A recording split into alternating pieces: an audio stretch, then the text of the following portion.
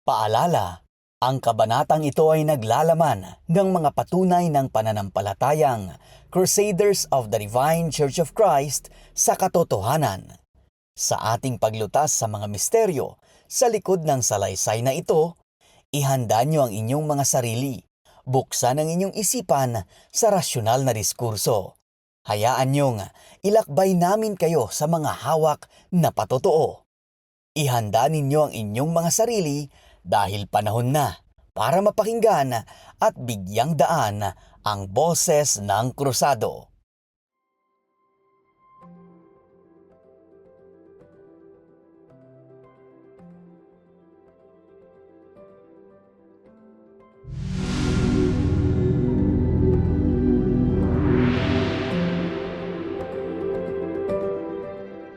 Bagong taon na naman, isang panibagong kabanata, isang bagong simula at mga pangarap. Pero higit sa lahat, ito rin ay isang pagkakataon upang lumapit muli sa Diyos. Marahil, marami sa atin ang may kanya-kanyang plano at mga New Year's resolution. Ngunit, habang nagbabalik tanaw tayo sa nakaraang taon at humaharap sa darating na mga araw, nais naming imbitahan kayo na gawing mas malalim at makabuluhan ang bawat hakbang sa pamamagitan ng pag-asa at pananampalataya. Ngayong araw, tatalakayin natin kung paano natin isasama ang ating Ama, Monsignor Dr. Rufino S. Magliba, sa bawat aspeto ng ating buhay ngayong bagong taon. Mayroon tayong mga napakagandang inspirasyon mula sa Biblia, mga paalala tungkol sa kapayapaan at panalangin, at mga mungkahi para sa mga resolusyong nakatuon sa paglago ng ating espiritu. Kung nais mong magsimula muli, lumalim ang relasyon mo sa Diyos at mas maging handa sa darating na taon, samahan niyo kami sa talakayang ito. Kaya't manatili po kayo at makinig hanggang matapos ang episode na ito, mga kapatid. Dahil tiyak na puno ng inspirasyon at gabay mula sa ating Ama ang episode na ito. Ako si Casmir Ann Buton, Tubong Abra, mula Tangadan, San Quintin, at ako ang inyong makakasama sa isang kapanapanabik na episode ng CDCCPI Podcast Timek ti Cruzado. Kaya't huwag na nating patagalin pa. Isang karangalan na makasama ko sa oras na ito ang isang espesyal nating panauhin, haligi ng ating pananampalataya, ang Arsobispo ng Ilocos Sur Abra Archdiocese, Monsignor Froilan F. Domingo. Maligayang pagbabalik dito sa programa at manigong bagong taon, Apo. Isang mapagpalang araw at masaganang bagong taon sa iyo, Madam Casper. Bago tayo magpatuloy, ako muna ay magbibigay ng pinakamataas na pagpupugay sa ating mahal na Ama, Monsignor Dr. Rufino S. Magliba. At sa lahat din ng mga taga-subaybay sa programang ito, malaking karangalan ang makakasama kayo muli sa special na episode na ito ng Timek ti Cruzado upang magbahagi ng inspirasyon at magbigay gabay sa ating paglalakbay bilang isang mananampalataya ngayong bagong taon. Maraming salamat, Apo. Napakagandang pagkakataon po ito upang sama-sama tayong magmuni-muni at magplano para sa mas makabuluhang bagong taon sa pananampalataya. Kaya't huwag na nating pahabain pa. Magsimula na tayo sa ating masaya at makahulugang kwentuhan. Bilang pasimula po, ano po ba ang kahulugan ng bagong taon para sa atin bilang Kristiyano?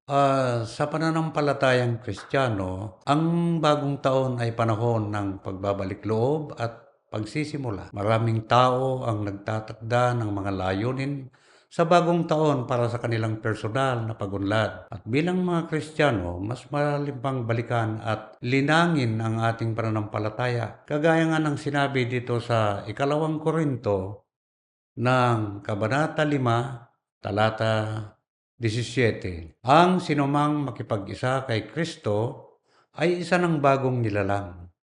Wala na ang dating pagkatao, siya'y bago na. Ito'y paalala na kapag kasama ang Diyos, laging May pag-asa para sa pagbabago, anumang pinagdadaanan natin. Totoo po, Apo. Ang ganda ng pag-asa na binibigay sa atin ng talatang ito. Kahit ano pa ang nangyari sa nakaraang taon, gaya na lamang ng sunod-sunod na bagyo, pagguho ng mga lupa, kabila ang mga disgrasya, may pagkakataon pa rin tayo para magsimula muli at maging mas malapit kay Ama RSM. Oo, madam. At ito ay hindi lamang panibagong simula para sa ating sarili, kundi isang paanyaya rin na palalimin ang ating ugnayan sa ating Ama, Monsignor Dr. Rufino Ismagliba. Napakaganda rin ang paalala sa aklat ni Isayas dito sa Kabanata 43 sa talatang 18 at 19 na ito ang kanyang sinasaad. Huwag ninyong alalahanin ang mga nangyari noong unang panahon. Huwag na ninyong isipin pa ang mga nakalipas. Ako'y gagawa ng isang bagay na bago at ito'y nagaganap na. Hindi ba ninyo ito nakikita? Magbubukas ako ng daan sa gitna ng disyerto at magkakaroon ng ilog sa lugar na ito. Ipinapaalala sa ating dito na ang Diyos ay laging gumagawa ng bagong bagay sa ating buhay. Kahit sa gitna ng kahirapan o pagkalito, may ginagawa siya para sa ating kabutihan. Napakaaliw po ng mensahe na iyan, Apo. Parang sinasabi sa atin ng ating Ama na hindi tayo dapat manatili sa ating nakaraan, kundi magtiwala sa Kanya dahil may magandang plano siya para sa atin. Tama ka dyan, madam. Kadalasan, masyado tayong nakatuon sa ating mga nakaraang pagkakamali o pagkukulang at iniisip natin na hindi na tayo makakabangon o makapagsimulang muli. Pero kasama natin ang ating Ama sa lahat ng ito. Sa bagong taon, maaaring gawing intensyon ng talikuran ang ating mga negatibong alaala, magpatawad at magpapasalamat sa bawat araw. Bilang isang regalo, sabi nga sa mga awit, sa Kabanata 51, ang talatay 10, ganito ang mababasa natin. O Diyos, likhain mo sa akin ang isang malinis na puso, bigyan mo ako ng bagong diwa at panindigan. Dito natin makikita na ang paglilinis ng ating puso ay hindi lamang tungkol sa pag-iwas sa kasalanan, kundi tungkol sa paghingi ng tulong sa ating Ama para magkaroon ng bagong pananaw at diwa. Very well said, Apo. Kung sa ating mga layunin, ngayong taon ay kasama ang ating spiritual growth, mas malalim ang kahulugan ng ating pagsisimula. Oo, madam. At ang isang maganda rin na gawin para sa bawat pananampalataya ay ang muling pagtitiwala sa plano ng ating Ama. Sa mga kawikaan, dito sa Kabanata 3, ang talatay 5 at 6, mababasa natin ang katagang ito.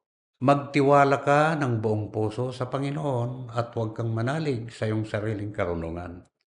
Alalahanin mo siya sa lahat ng iyong ginagawa at ituwid niya ang iyong mga landas.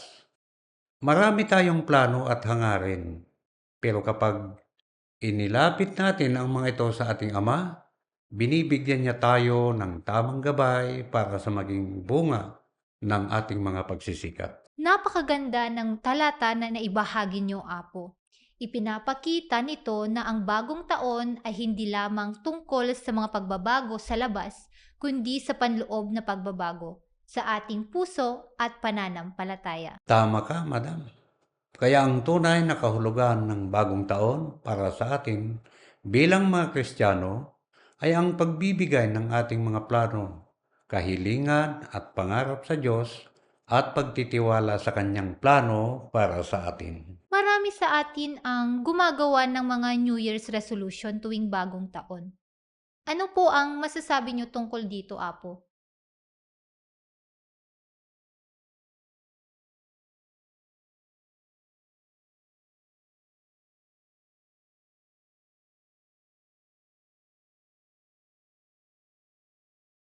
Ang mga ito ay maganda, ngunit bilang mga mananampalataya, iniimbitahan tayong bumuo ng mga New Year resolution na magdadala sa atin na mas malapit sa ating Ama.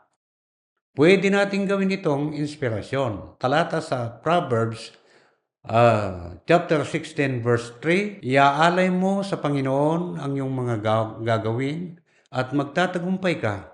Kapag inialay natin ang ating mga layunin sa Diyos, natutulungan niya tayo na makamit ang mga ito sa tamang paraan at sa tamang layunin. Totoo yun, Apo. Kaya't sa halip na mga pansariling hangarin, baka mas mainam na mag-focus tayo sa mga bagay na makatulong sa ating espiritual na paglago.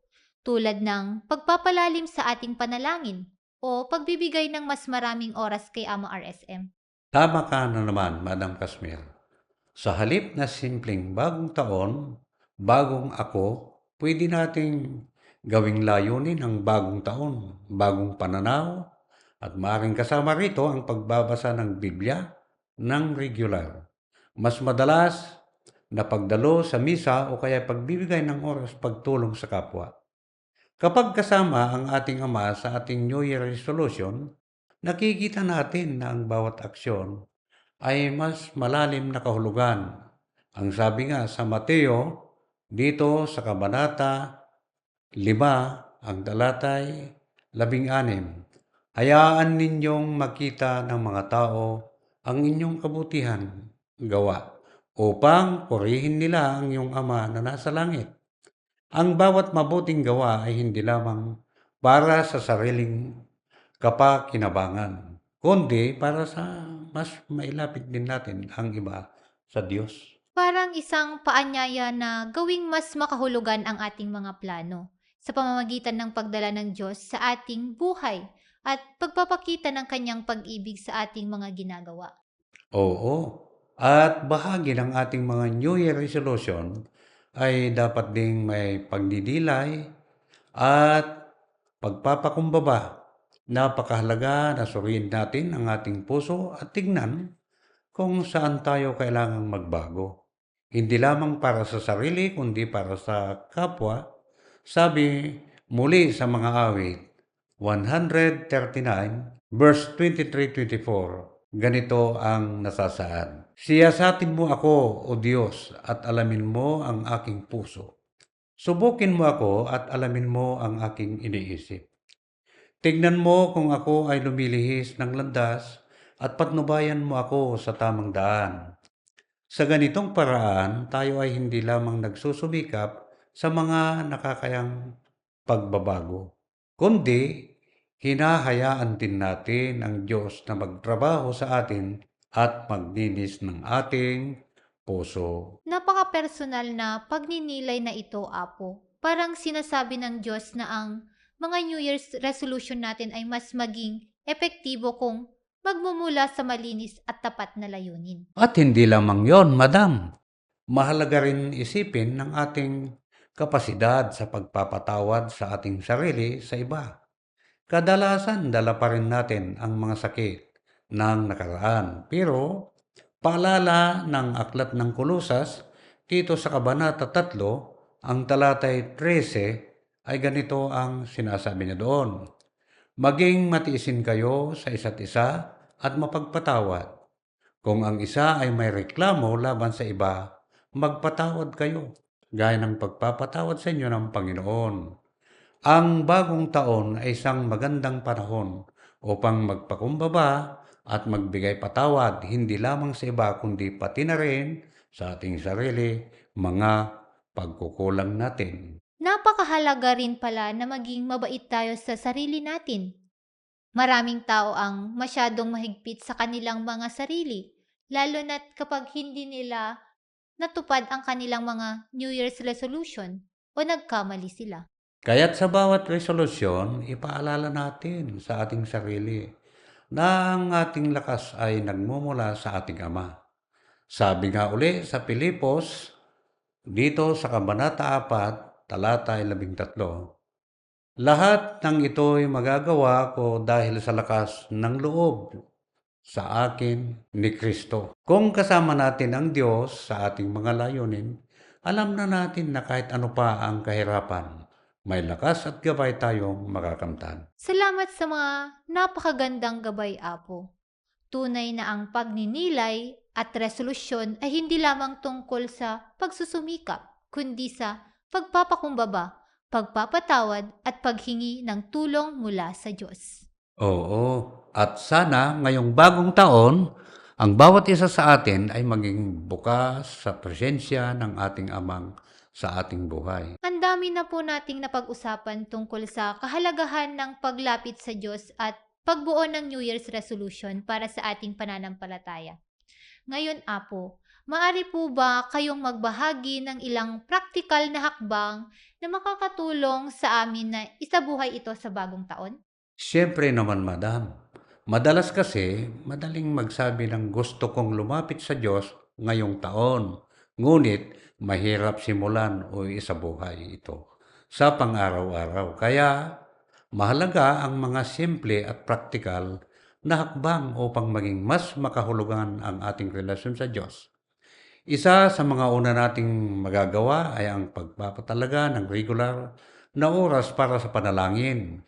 Hindi kailangang mahaba, pero makakatulong kung may oras tayong inilaan sa umaga o sa gabi para sa tahimik na pagninilay at panalangin. Sabi nga sa 1 Tesalonica, dito sa Kabanata 5, ang talata ay 17, manalangin kayong walang patid. Hindi ibig sabihin na mananalangin tayo buong araw, kundi na makasama natin ang Diyos sa bawat aspeto ng ating buhay. Nakakatulong po talaga iyon. Kahit pa nga mga ilang minuto lang, nagiging mas buo ang araw kapag nauuna ang Diyos sa ating paggising. Tama yan, madam. Pangalawa, maaring subukan ang regular na pagbabasa ng Biblia. Napakaganda kung gawin natin itong parte ng ating pang-araw-araw na buhay. Maraming tao ang nagsisimula sa Book of Psalms o sa Gospels tulad ng Mateo, Marcos, Lucas at Juan upang mas maunawaan ang mga aral ng ating Ama. Ang sabi sa Hebreo dito sa Kabanata 4, ang talatay 12, ang salita ng Diyos ay buhay at mabisa, mas matalas kaysa alinmang tabak na magkabila ang talim. Ang pagninilay sa salita ng Diyos ay nagbibigay ng gabay at kalakasan. Tumutulong sa atin upang maging mas malapit sa Kanya. Maganda rin po sigurong gawing layunin na magbasa kahit isang kabanata sa isang araw o kaya'y makibahagi sa isang Bible study para mas mapalalim ang pag-unawa natin sa salita ng Diyos. Napakagandang suhestyon yan, madam. Kapag nagbabasa tayo ng salita ng Diyos kasama ng iba, mas maging masigla ang talakayan at natututo tayo mula sa karanasan ng bawat isa. Isa pang hakbang ay ang pagiging aktibo ng mga gawain ng ating simbahan. Hindi kailangang malaki o araw-araw ang ating paglahok, ngunit maaari tayong tumulong sa mga simpleng aktibidad o proyekto ng simbahan. Sa pamamagitan ng paglilingkod, napalalim ang ating pananampalataya at natuto tayong mahalin ang ating kapwa. Gaya ng sinabi ng ating Panginoong Jesucristo sa aklat ng Mateo dito sa Kabanata 25, ang talatay 40. Ano mang ginawa ninyo sa pinakahamak sa mga kapatid kong ito, sa akin ninyo ginawa. Nakatutuwa po talagang isipin na isang simpleng pagtulong sa ating kapwa ay isang paraan na rin na pagpapakita ng pag-ibig sa Diyos. Oo, madam. At panghuli, mahalagang matutong magpapasalamat sa Diyos sa bawat sitwasyon kahit pa may mga hamon sa buhay. Kapag natuto tayong magpapasalamat kahit sa maliit na bagay, nagiging mas positibo ang ating pananaw.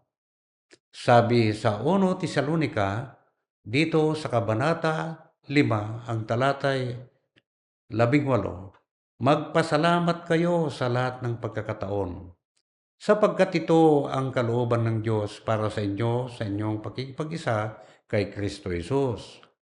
Kapag puno tayo ng pasasalamat, mapagtatagumpayan natin ang anumang pagsubok dahil alam nating kasama natin ang Diyos sa lahat ng oras. Napakahalaga pala ng pasasalamat, Apo. Kahit sa mga maliit na biyaya, nagiging mas masaya ang ating buhay kapag puno tayo ng pasasalamat. Tama, Madam. Kaya ngayong bagong taon, subukan nating gawing regular ang panalangin, pagbabasa ng Biblia at pagpraktis ng pasasalamat.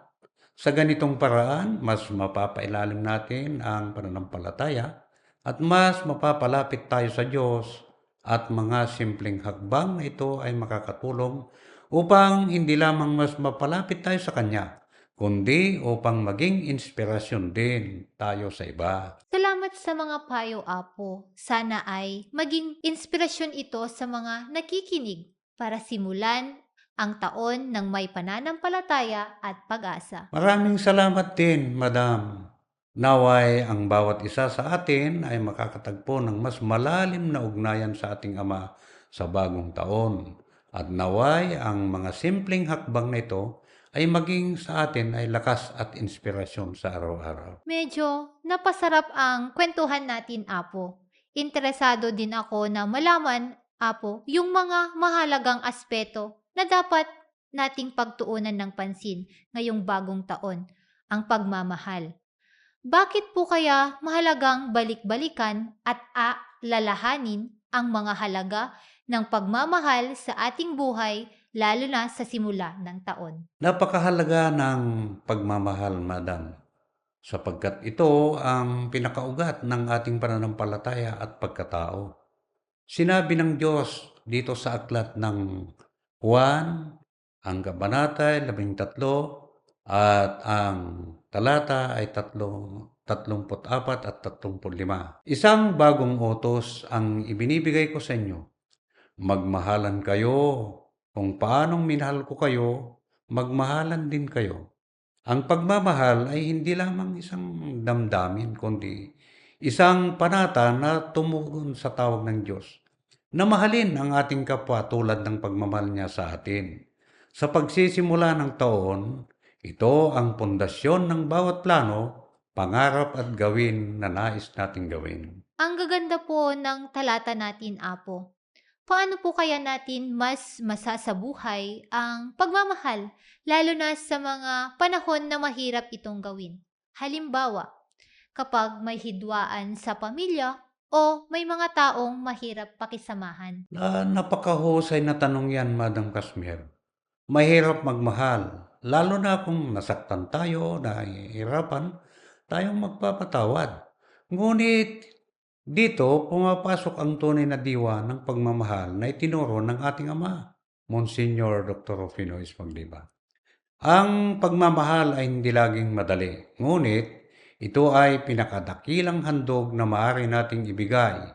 Sabi nga sa 1 Korinto, dito sa Kabanata 13, sa talatang 4 hanggang 7, ang pag-ibig ay matiisin, mabait, hindi ito naninibugho, hindi nagyayabang, hindi nagmamataas, lahat ay tinitiis, lahat ay pinaniniwalaan, lahat ay inaasahan at lahat ay pinagpapasensyahan. Ang hirap po talagang ipatupad ang ganitong pagmamahal. Ano po ang maipapayo ninyo sa mga taong nahihirapan sa aspeto ng pagpapatawad o pagtanggap sa iba? Unang-una, magdasal tayo para sa grasya ng pagpapatawad. Ang pagpapatawad ay hindi isang bagay na kung dumadaing ito ay isang desisyon na binibigyang lakas ng Diyos. Pangalawa, alalahanin natin na tayo mismo ay pinatawad ng Diyos. Sabi nga sa aklat ng Efeso, dito sa Kabanata 4 sa talatang 32, magbait kayo sa isa't isa, mahabagin at mapagpatawad kayo sa isa't isa tulad ng pagpapatawad sa inyo ng Diyos sa pamamagitan ni Kristo. Ang pagmamahal at pagpapatawad ay isang proseso. Minsan, kailangan nating humingi ng tulong sa Diyos upang unti-unti nating matutunan ito, Madam. Napakalinaw po ng inyong sinabi. Ang pagmamahal ay tunay ngang isang biyaya na dapat nating ipamuhay araw-araw.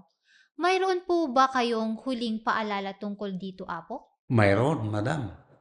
Ang pagmamahal ay hindi lamang dapat makita sa malaking bagay, kundi sa maliit na gawain din. Ang isang simpleng ngiti, pagtulong sa pangangailangan o pagbibigay ng oras sa isang kaibigan ay mga paraan ng pagpapakita ng pagmamahal. Sabi ng Diyos sa Mateo 25, dito sa 40, anuman ang ginagawa ninyo para sa isa sa pinakamaliit sa mga kapatid kong ito, ginawa ninyo para sa akin. Ngayong bagong taon, hamon ko sa ating lahat na gawing mas makabuluhan ang ating pagmamahal. Magsimula tayo sa ating pamilya, sa ating mga kaibigan at sa ating komunidad. Maging mas mahabagin tayo, mas handang tumulong at mas bukas ang puso. Napaka-challenging po ng hamon, Apo.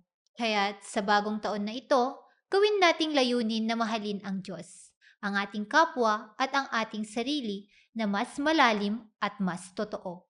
Maraming salamat po sa inyong paalala.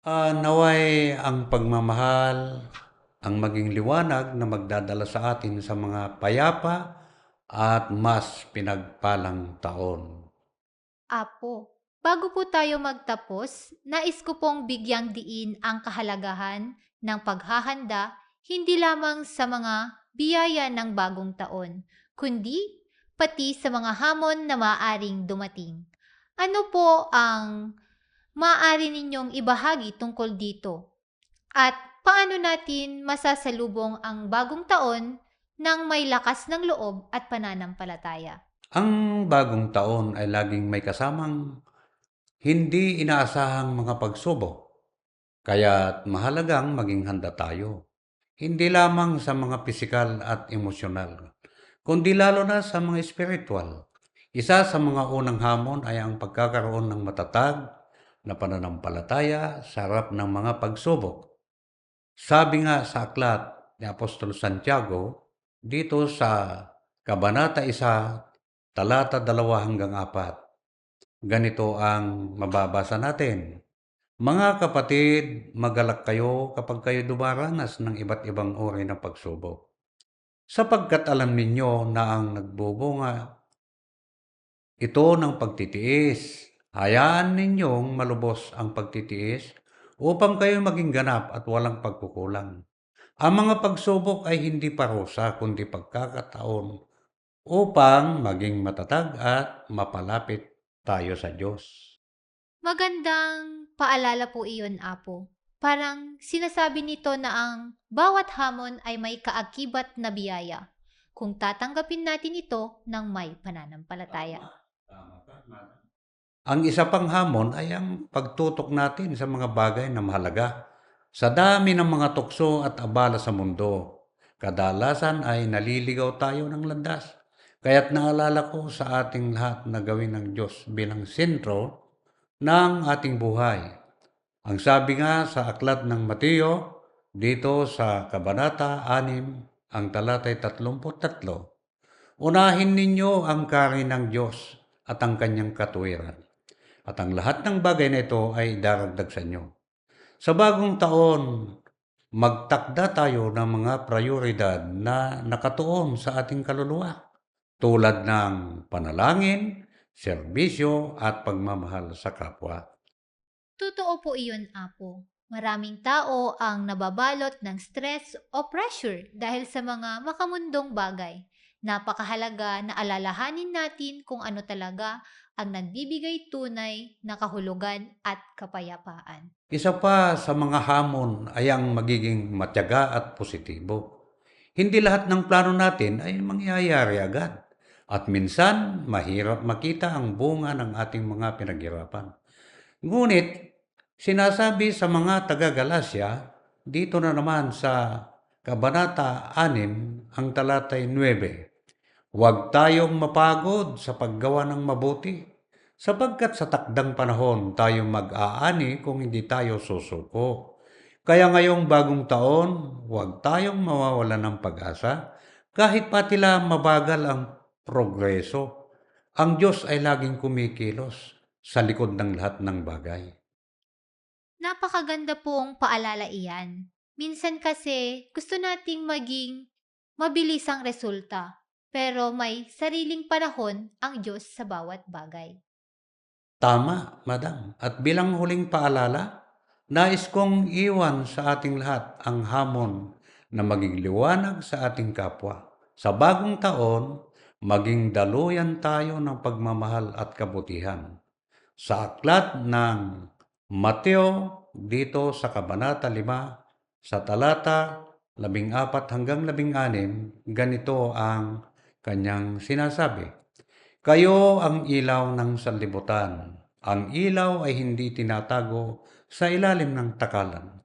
Sa halip, inilalagay ito sa talagang patungan upang magbigay liwanag sa lahat ng nasa bahay.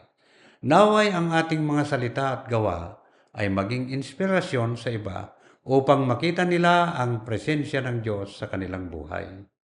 Napakaganda pong hamon iyon, Apo. Kaya't sa pagsalubong natin sa bagong taon, harapin natin ang mga hamon ng may pananampalataya, tiyaga at pagmamahal at maging ilaw tayo sa ating kapwa. Tama, madam. Tandaan natin lahat na ang bagong taon ay isang biyaya mula sa Diyos. Isang pagkakataon upang magsimula muli, mas magtiwala at mas magmahal. Harapin natin ang lahat ng may lakas mula sa Kanya sapagkat sinasabi na naman sa aklat ni Isayas dito sa Kabanata 41 at ang talatay 10 na ganito ang nakasaad. Huwag kang matakot sapagkat ako'y kasama mo. Huwag kang mangamba sapagkat ako ang iyong Diyos. Palakasin kita at tutulungan kita. Salamat po, Apo, sa inyong mga hamon at paalala. Tunay ngang ang bagong taon ay isang pagkakataon para sa panibagong simula na puno ng pag-asa at pananampalataya. Naway maging gabay ang inyong mga salita sa lahat ng ating tagapakinig. Maraming salamat din, Madam Kasmer, at sa lahat ng ating mga tagapakinig. Naway ang ating mga pagninilay ngayong araw ay nagsilbing liwanag na gagabay sa ating lahat sa bagong kabanata ng ating buhay. Tandaan nating lahat, anumang hamon ang dumating na huwag tayong bibitiw sa Diyos sapagkat Siya ang ating lakas at pag-asa. Sa ngalan ng CDCCPI Podcast, Timek T. Cruzado, nais naming ipaabot ang taus-pusong pagbati ng isang mapayapa, masaya at mapagpalang bagong taon sa inyong lahat. Gawin nating layunin sa taong ito ang maging mas malapit kay Ama RSM, magmahal ng mas malalim sa ating kapwa at maglingkod ng buong puso. At bilang pagtatapos, hilingin natin ang pagpapala ng Diyos, Apo Monsignor Dr. Opinius Magliba para sa bawat isa. Manalangin tayo, mga kapatid. Aming mapagmahal na Ama Adonai, inaagusan, Ama Monsignor Dr. Opinius Magliba. Sa pagsisimula ng bagong taon, inihiling po namin, Panginoon, ang iyong patnubay, lakas at biyaya. Pagpalain ninyo ang aming mga pamilya, mga paglilingkod sa simbahan, ang aming bansa. Bigyan ninyo kami ng pusong mapagpakumbaba at mapagpapasalamat. Gabayan ninyo kami, Panginoon, sa aming mga desisyon at gawain. Naway sa bawat hakbang naming tahakin, lagi naming makita ang iyong presensya at pag-ibig sa amin, Ama. Ngayon at magpakailanman. Siya nawa. Amen, Apo. Salamat po sa panalangin at sa aming mga tagapakinig. Huwag kalimutan na i-like and follow ang ating official Facebook page at mag-subscribe na rin sa YouTube channel ng CDCCPI para sa mas marami pang talakayan at inspirasyon na magbibigay linaw sa ating pananampalataya. Muli, ako si Kasmir Ann Buton at ito ang CDCCPI Podcast, Timek T. Cruzado. Hanggang sa muli, pagpalain tayo ng lahat ng Diyos.